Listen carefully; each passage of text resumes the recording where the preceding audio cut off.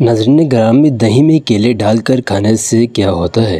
ناظرین، آئرن اور پروٹین کی طاقت سے بھرپور یہ چیز آپ کو بھی دیں وہ بڑے فائدے جو مہنگی دوائیاں نہیں دیتی۔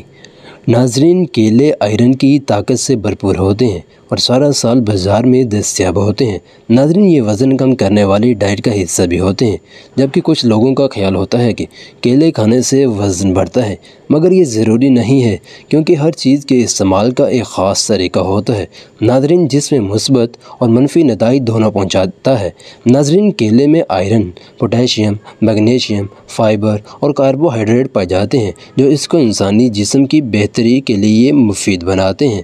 ناظرین، اگر دہی کی بات کی جائے تو اس میں پروٹین کا ایک بھرپور خزانہ ہوتا ہے اور یہ ایک سستی غذا ہے جو ہمیں ڈھیروں پروٹین فراہم کرتی ہے۔ ناظرین، دہی میں کاربوہائیڈریٹس، پروبایوٹکس، وٹامنز اور کیلشیم پائے جاتے ہیں جو ہماری صحت اور خوبصورتی کو بڑھانے میں مدد دیتی ہے۔ ناظرین، کیلے اور دہی کو ایک ساتھ ملا کر کھانے سے کیا ہوتا ہے؟ ناظرین، سب سے پہلے اس کا طریقہ استعمال جان لیں۔ ناظرین، 1 کپ دہی میں 2 کیلے کاٹ کر ڈالیں اور مکس کر لیں۔ اس کو دن میں کسی بھی وقت کھانا آپ کو فائدہ دے سکتا ہے۔ ناظرین، دہی اور کیلے کو مکس کر کے بالوں میں ہیئر ماسک کی ضرورت میں لگایا جا سکتا ہے۔ ناظرین، یہ مکسچر چہرے پر فیس ماسک کی طرح بھی لگایا جا سکتا ہے۔ ناظرین، اس کے فائدے کیا ہیں؟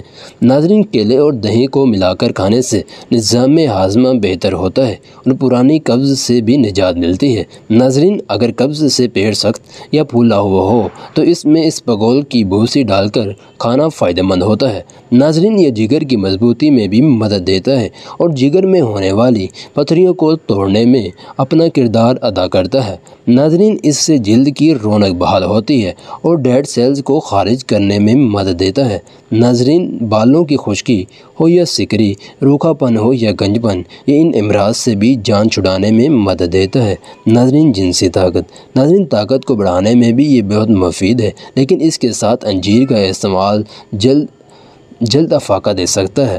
ناظرین، یہ تھی ہماری آج کی ویڈیو۔ اگر پسند آئی ہو تو اسے لائک اور شیئر کرنا نہ بھولیے گا۔ اب ملتے ہیں نیکسٹ ویڈیو میں، تب تک کے لیے اپنا خیال رکھیے۔